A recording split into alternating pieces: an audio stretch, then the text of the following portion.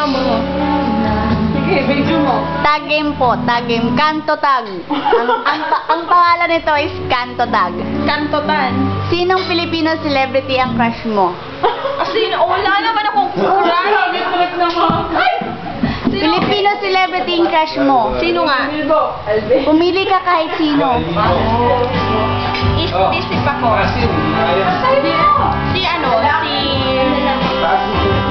Ay, wala na si Rico. Patay na si Rico yan. Wala nang iba. Sino pa kahit isa? Si Jericho Rosales? Okay.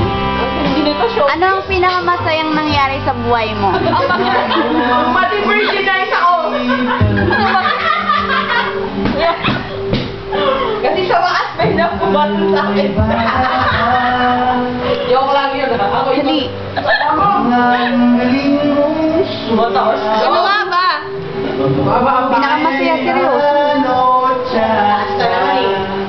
Nung nakilala ko mga friends ko sa TAG. Nice! Yun yun, Toronto Tagger.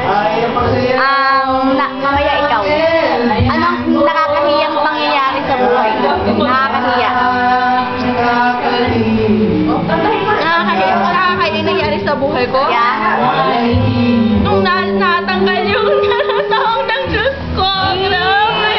Nakakahiya dyan sa mga guys. Pangatlong tanong. Tatlong tanong na tayo, no? Ano ang nauna? Itlog o manok? Itlog o manok? Manok. Bakit? Yun yung una nilalang ng Diyos na kailangan yung manok muna bago mangyari. Batiin mo ang mga nawawala mong kaibigan. Nawawala akong kaibigan. Hello, Joanne. How are you? Kumusta ka na? Hello, Joseph, Dennis. At sa lahat ng friends ko sa Philippines. Hello. So ngayon, tapos na po ang Kanto Tag. Kanto Tag by Aladi Girl ng One of Toronto Girls. So binabati namin si Mac TGP, tag lang namin, Mac TGP, Christina Melby. Hayop yung trip na Yan po ang Kanto Tag.